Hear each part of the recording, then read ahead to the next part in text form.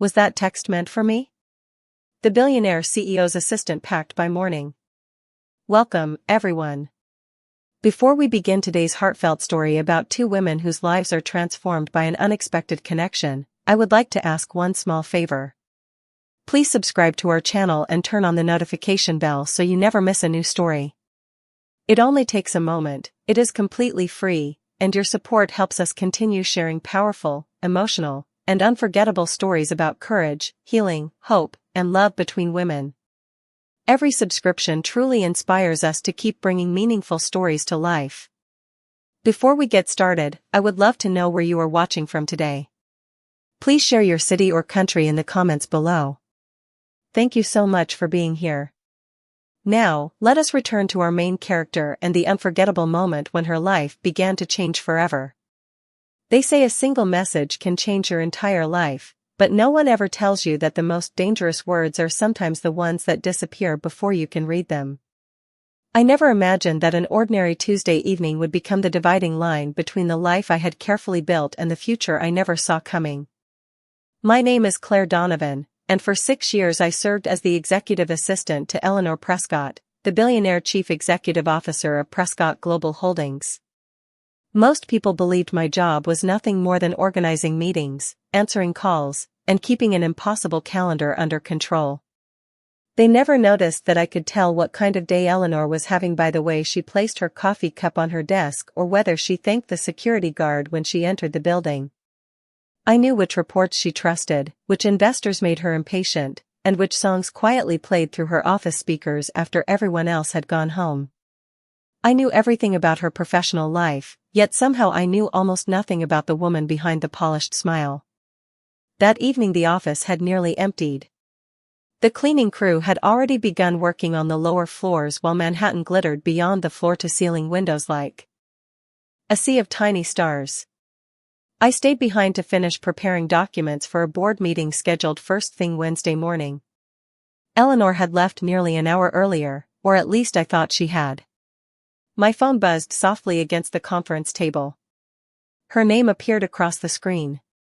My heart skipped for reasons I refused to examine. She rarely texted me after business hours unless something urgent had happened. I unlocked the screen immediately. A message appeared. I think I am falling in love with her. I stared at the words, unable to breathe for a moment. Before I could even wonder whether the message had reached the wrong person, the notification vanished. The message had been deleted. I checked again. Nothing. It was as though those words had never existed. I stood frozen beneath the bright office lights, convincing myself I had imagined them after another 14-hour workday. Maybe it had been intended for someone else. Maybe it was a mistake. Maybe it had never been meant for me to see at all. I slipped my phone into my bag and forced myself to finish the meeting folders, but every page blurred together. The drive home felt longer than usual, and sleep refused to come despite my exhaustion.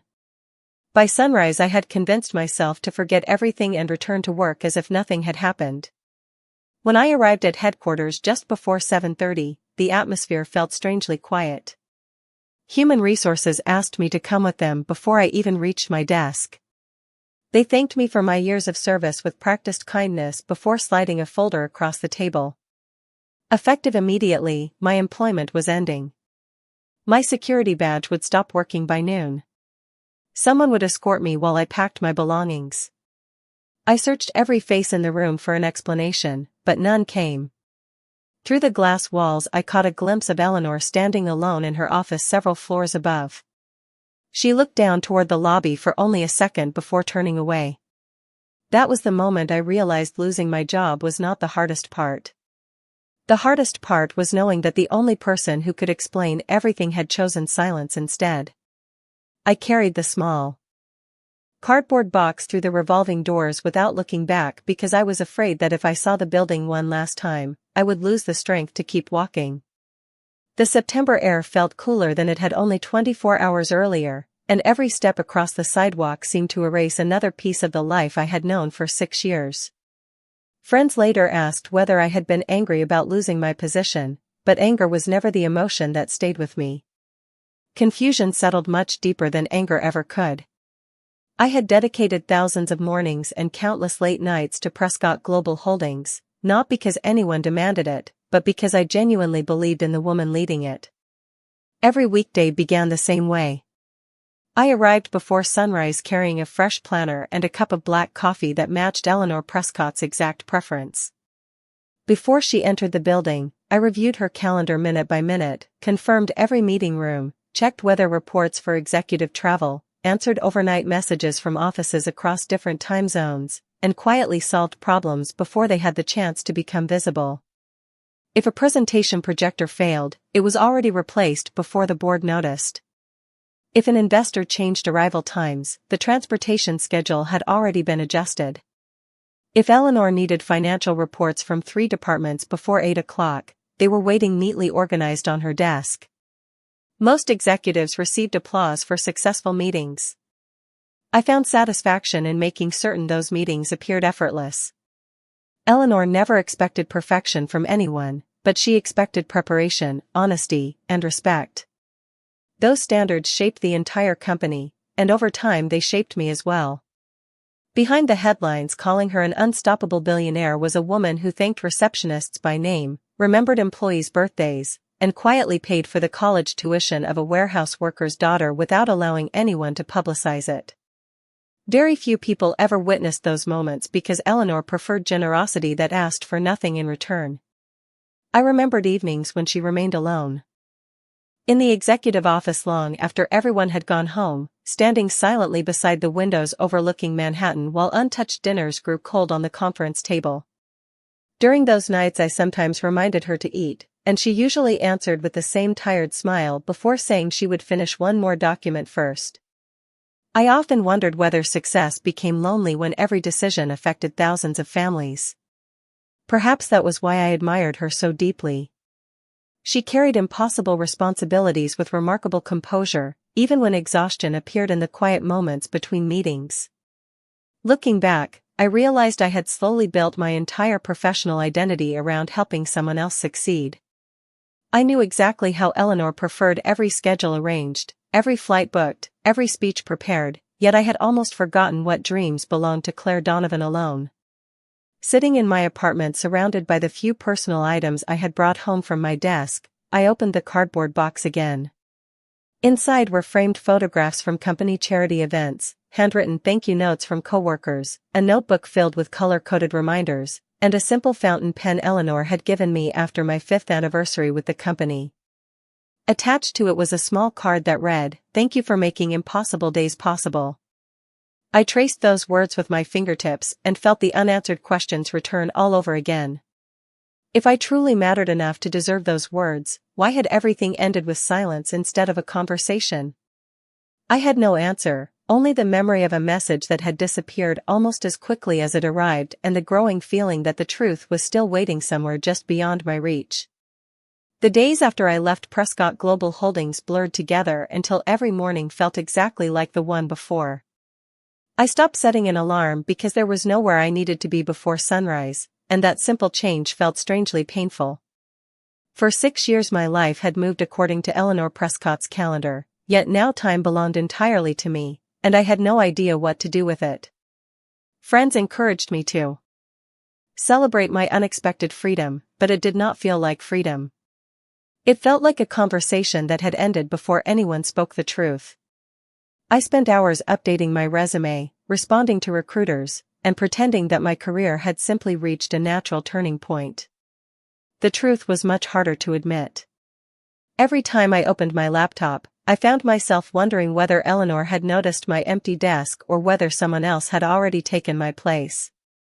One rainy afternoon, while organizing old backups from my phone before trading it in for a newer model, I discovered an archived notification cache that had never been synchronized correctly.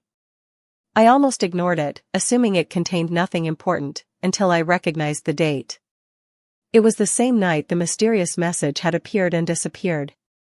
My heartbeat quickened as I opened the file. There it was again. "I think I am falling in love with her." This time the words remained on the screen instead of vanishing. There was no additional context, no recipient, and no explanation. Only that single sentence. I read it over and over until every possibility became another unanswered question. The message had obviously not been intended for me. If it had, why delete it within seconds? Why say nothing afterward? Why allow me to leave without a single private conversation? Slowly, my mind filled the empty spaces with assumptions that felt increasingly believable. Perhaps Eleanor had been trying to send those words to another woman. Perhaps she realized she had selected the wrong contact and erased the mistake before it became embarrassing. Perhaps my dismissal the following morning had nothing to do with my work at all. Maybe she simply wanted to remove the awkward reminder of an accidental message that never should have reached me. I knew those conclusions were based on guesses instead of facts, yet they settled into my thoughts with surprising force. It became easier to believe that I had misunderstood everything than to believe someone I respected so deeply would choose silence without a reason. That evening I accepted a video call with an executive recruiter from Boston who had contacted me several weeks earlier. She described an operations director position at a respected consulting firm overlooking the harbor. The role offered stability, meaningful responsibility, and enough distance to begin again without constantly looking over my shoulder. When the interview ended, I walked to my apartment window and stared across the New York skyline that had shaped so much of my adult life. Every street seemed to hold another memory connected to Eleanor, another early morning coffee, another successful meeting, another quiet ride back from the airport after impossible business trips. Remaining in the city suddenly felt like choosing to live inside questions that might never receive answers. Before midnight I accepted the offer in Boston. I booked a moving company for the following week, signed the employment documents electronically, and began packing my books into cardboard boxes. As I sealed the first box with clear tape, my phone lit up once more. For a single impossible moment I hoped to see Eleanor's name. Instead it was an unknown number asking if I would be available to meet with an attorney regarding a confidential matter connected to Prescott Global Holdings. I stared at the message, uncertain whether opening that door would finally bring peace or uncover an even deeper misunderstanding. The unknown number sent only one additional sentence before I could decide whether to reply. The message read, "This conversation may answer questions you have been carrying, but the decision to attend is entirely yours." I stared at those words for several minutes. Every instinct told me to ignore them, pack the rest of my apartment, and leave New York exactly as planned. Another part of me whispered that I had already spent too many sleepless nights inventing explanations that might never have been true. Curiosity finally won. The meeting was scheduled for the following afternoon at a quiet law office several blocks away from Central Park. The building looked ordinary from the outside, nothing like the polished towers where billion-dollar decisions were made every day. Inside, the receptionist greeted me warmly before leading me into a conference room where a gray-haired attorney introduced himself as Daniel Mercer. He thanked me for coming and immediately made one thing clear. He did not represent me, and he did not represent Eleanor Prescott personally. His responsibility was overseeing an independent legal process connected to Prescott Global Holdings. That distinction sounded carefully rehearsed, yet his calm tone suggested he genuinely wanted me to understand the situation rather than simply satisfy legal requirements. He placed a folder on the table but did not open it. Instead, he asked whether I had ever questioned why my employment had ended without criticism of my work. I admitted that I had questioned it every single day. He nodded slowly before explaining that several weeks before my departure, an external compliance review had begun involving confidential executive communications and internal governance procedures.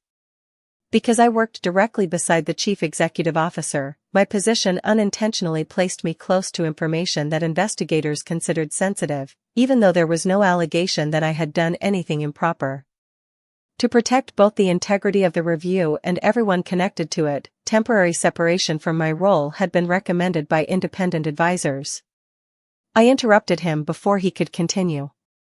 I asked whether Eleanor had agreed with that decision. He looked at me for a long moment before answering carefully. He said that some decisions are made because leaders have no practical alternative, not because they believe those decisions are fair. Those words settled heavily in the quiet room. He continued by explaining that Eleanor had been instructed not to discuss the investigation with me, not even privately, because any direct communication during that period could create the appearance of influencing a potential witness, regardless of whether I possessed relevant information. The restrictions were broader than I had imagined. Telephone calls, private meetings, emails, and personal messages were all strongly discouraged until the review concluded. Suddenly the silence that had felt so personal no longer seemed as simple as rejection. I asked the question that had haunted me. Since my last day. Did she know I believed I had been dismissed because I was no longer wanted? Daniel lowered his eyes briefly before answering. He admitted that he could not discuss every confidential conversation, but he could say that Eleanor had repeatedly asked whether there was any lawful way to explain the situation without compromising the process. Each request received the same answer. Wait until the review is complete. My thoughts raced back to the deleted message that still lingered in my memory. I almost mentioned it but stopped myself.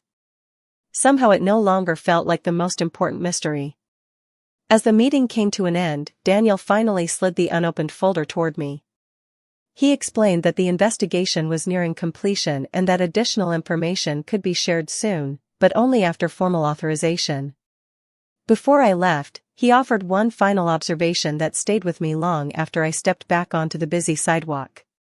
He said that sometimes the greatest misunderstanding is believing silence always means someone has stopped caring, when in reality silence can become the heaviest burden a person is forced to carry. For the first time since I walked out of Prescott Global Holdings carrying a cardboard box, I realized the story I had been telling myself might not have been true. That realization should have brought relief, yet it only replaced one uncertainty with another. If Eleanor Prescott had not chosen silence because she wanted me gone, then what had she been carrying alone all this time?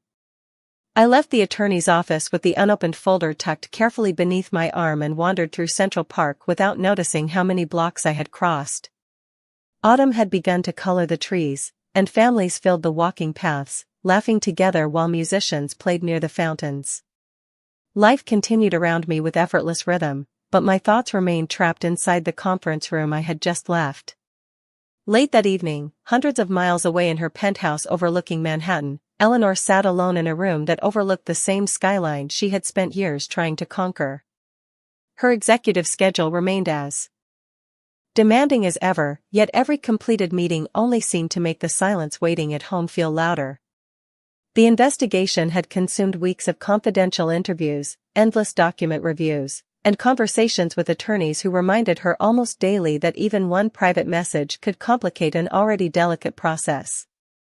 She had agreed to every restriction because protecting the company also meant protecting the people who depended on it, including me. What almost no one knew was that Eleanor had quietly started meeting with a therapist nearly a year before everything fell apart. Success had never protected her from loneliness, and responsibility had never made difficult choices easier. During one session, her therapist encouraged her to keep a private journal instead of allowing every emotion to remain locked behind carefully measured business decisions. Most entries described exhaustion, fear of making mistakes, and the impossible balance between leadership and personal happiness. Then one page changed everything.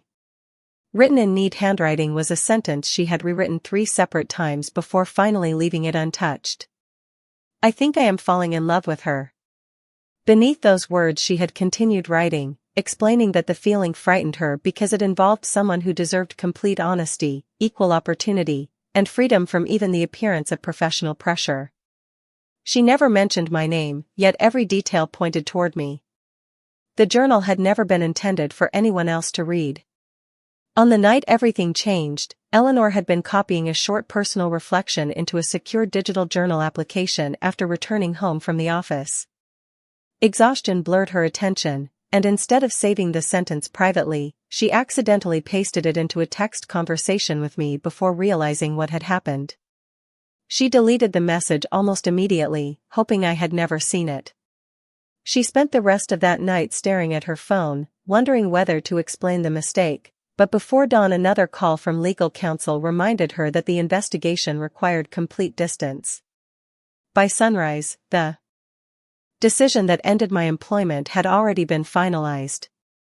She watched from her office window as I carried my belongings across the lobby, unable to call my name, unable to explain the truth, and unable to offer even the smallest comfort without risking consequences that could damage both the company and my future. Every instinct urged her to stop me, but every legal instruction demanded restraint. That impossible conflict became another journal entry written long after midnight. She ended the page with a single sentence that no attorney, no board member, and no confidential investigation could erase. Some silences protect a career, but they can also quietly break a heart. 3 days after my meeting with Daniel Mercer, I completed the last of my moving arrangements and prepared to leave New York behind.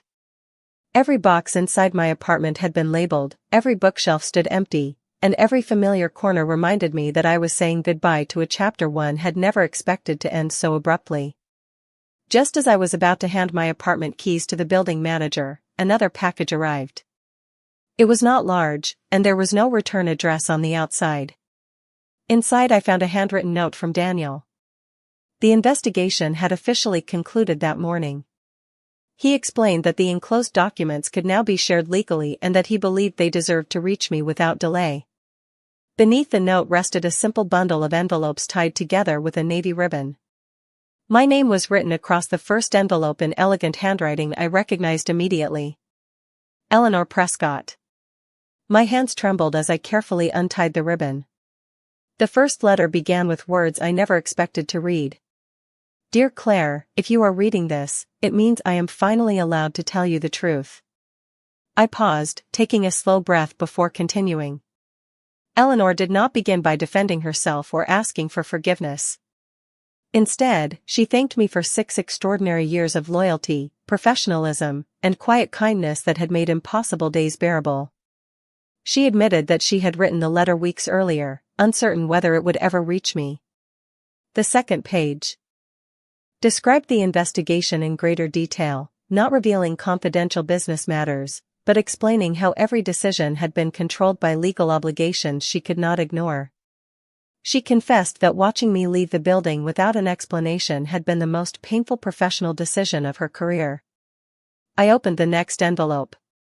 It had been written only 4 days after my departure. Eleanor described walking past my empty desk every morning, instinctively expecting to see my carefully organized notebook, my favorite blue coffee mug, and the fresh flowers I always placed near the reception area every Monday. She admitted that several times she had almost called my number before remembering the restrictions imposed upon her. Another envelope contained a letter she had written after a therapy session. She wrote honestly about her fear that the difference in our professional positions meant any personal feelings should remain unspoken until circumstances could change. She never wanted me to question whether my career had advanced because of merit or because of emotion.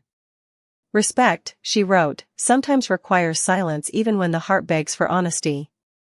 Then I reached the final envelope. Unlike the others, it contained only one folded page. At the top she had copied the exact sentence that had appeared on my phone weeks earlier. I think I am falling in love with her. Beneath it she explained everything.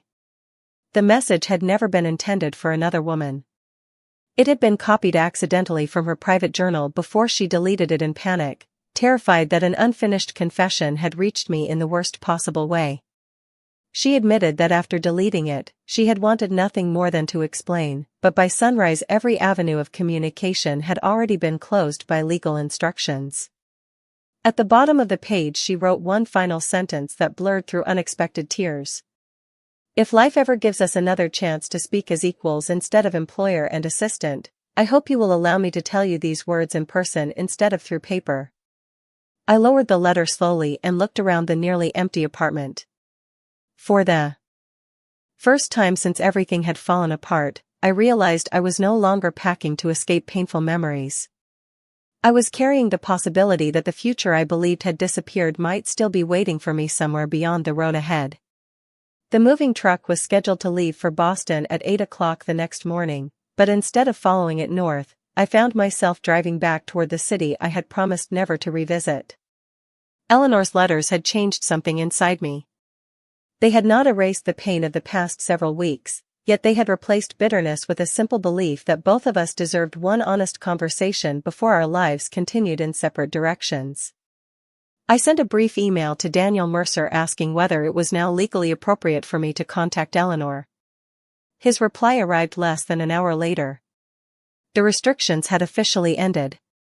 Any future conversation would now be entirely a personal decision. I stared at the message for several minutes before dialing the only number I still knew by heart. The call rang only once before Eleanor answered. Neither of us spoke immediately. Finally, she said my name so softly that it almost disappeared into the silence between us. I asked whether we could meet. She answered yes before I could even suggest a place. We chose a quiet botanical garden on the edge of Manhattan, somewhere neither of us had ever visited together during my years at the company. It felt appropriate to meet somewhere untouched by old routines. When I arrived the following afternoon, Eleanor was already waiting beside a small fountain surrounded by late autumn flowers.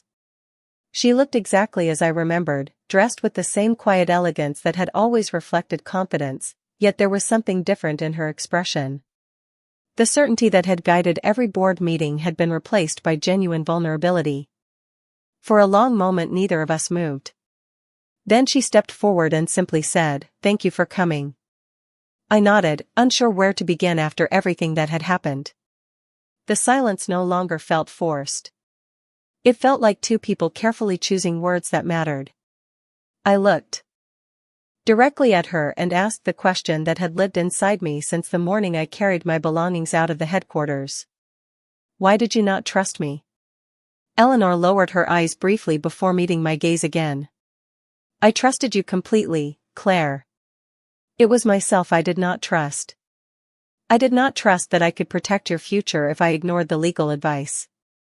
I believed that losing you for a little while was better than risking everything you had worked so hard to build." I shook my head gently. "You should have given me the chance to decide that with you." She closed her eyes for a moment, and when she opened them again, they carried a sadness I had never seen during all our years together. "You are right," she answered quietly. "Every day since then I have wished I had found another way." I told her about the deleted message, the assumptions I had made, and the decision to leave New York because I believed the words belonged to someone else. A faint smile crossed her face, filled more with regret than amusement. "They never belonged to anyone else," she said. "They were always about you. I just found the worst possible way to let you discover the truth." We both laughed softly at the strange irony of it, the first genuine laughter either of us had shared in weeks. The tension that had separated us slowly dissolved into honest conversation. We spoke for nearly 3 hours about fear, responsibility, missed opportunities, and everything we had never dared to discuss while one of us signed paychecks and the other organized meetings. As the afternoon sunlight settled across the garden paths, Eleanor looked at me with quiet sincerity and said, "Whatever happens after today, I want our next chapter to begin with complete honesty instead of silence." Standing there beneath the golden leaves, I realized that for the first time since everything had fallen apart, the future no longer felt defined by what we had lost. It was finally beginning to be shaped by what we were brave enough to say aloud. Leaving the botanical garden did not immediately solve every problem between Eleanor and me, but it gave us something far more valuable than certainty. It gave us a chance to begin again without pretending the past had never happened. Over the following weeks we agreed on one important boundary before anything else. I would not return to Prescott Global Holdings as Eleanor's executive assistant. No matter how much trust we had rebuilt, neither of us wanted our future to carry the weight of an unequal professional relationship. For the first time in years, I made decisions based entirely on my own ambitions instead of someone else's schedule. I accepted the position in Boston, but rather than seeing it as an escape, I embraced it as an opportunity to discover who Claire Donovan could become on her own. The transition was not easy. Building new professional relationships required patience, and there were mornings when I instinctively reached for a calendar that no longer belonged to Eleanor. Yet each challenge reminded me that the confidence I had developed over 6 demanding years had always been my own. I had never simply managed another person's success. I had quietly built the skills necessary to create success for myself. Eleanor respected that journey completely. She never asked me to reconsider my decision or suggested that I return to New York. Instead, she supported me from a respectful distance. Sometimes we shared a phone call after work. Other evenings we met halfway between Boston and New York for dinner in small restaurants where no one recognized either of us. We talked about books, family memories, favorite places to travel, and dreams that had nothing to do with quarterly reports or board meetings. Slowly I realized I was meeting a woman I had never truly known despite working beside her every day for 6 years. Eleanor laughed more easily outside the office. She admitted she loved quiet coastal towns, early morning walks, and baking simple recipes that rarely turned out perfectly. I confessed that I had once dreamed of opening a consulting business but had always convinced myself the idea was too ambitious. Instead of dismissing the dream, she encouraged me to explore it seriously, never as my former employer, but simply as someone who believed in me. That difference mattered more than either of us could fully express. Our relationship grew because neither of us owed the other anything except honesty. Months later, after careful planning and many late evenings filled with research, I founded a small business specializing in executive operations consulting. My first clients arrived through my own reputation and experience. Eleanor never referred a single customer during those early months because she wanted every success to belong entirely to me. When my company finally secured its 10th client, she quietly mailed a handwritten congratulations card with no expensive gift attached, only one sentence that made me smile. I always knew your talent deserved its own place in the world. I placed the card beside the fountain pen she had once given me years earlier and realized how different our lives had become. We were no longer defined by titles, office doors, or reporting structures. We were two women walking forward side by side, each respecting the other's independence while choosing to remain part of the same journey. Looking back, I finally understood that love becomes strongest when it grows between equals, because admiration may begin a relationship, but mutual respect is what allows it to endure through every unexpected chapter that life decides to write. 1 year passed more quickly than I ever imagined. Looking back, it no longer felt as though my life had been divided by the day I left Prescott Global Holdings. Instead, it felt as though that difficult morning had quietly opened the door to a future neither Eleanor nor I could have planned. My consulting business had grown beyond every expectation I once placed upon myself. The small office overlooking Boston Harbor that I had rented with equal parts excitement and uncertainty was now filled with a dedicated team who believed in the same values that had guided me throughout my career. We focused on helping organizations build stronger leadership systems without losing sight of the people behind every decision. Ironically, many of the lessons I shared with clients had been shaped by the painful misunderstandings that once nearly convinced me to give up on everything I cared about. Eleanor remained the Chief Executive Officer of Prescott Global Holdings, but she had changed as well. She spoke more openly with her leadership team, delegated responsibility more confidently, and encouraged a company culture where honest communication was valued as highly as financial success. Several months after our reunion, her board approved a partnership between Prescott Global Holdings and my consulting firm for a leadership development initiative. It was the first time we had worked together since my departure, yet everything felt completely different. We sat across the conference table as independent professionals, exchanging ideas with mutual respect instead of following an organizational hierarchy. Watching our teams collaborate reminded me how much both of us had grown. One crisp autumn evening after successfully completing the project, we walked along the Boston Harbor waterfront while the sunset reflected across the calm water. There were no urgent meetings waiting for us, no confidential investigations, and no impossible choices demanding silence. We simply enjoyed the rare gift of an ordinary evening together. Eleanor smiled and admitted that she still kept the old fountain pen box from the gift she had given me years before because it reminded her that meaningful relationships were built one thoughtful moment at a time.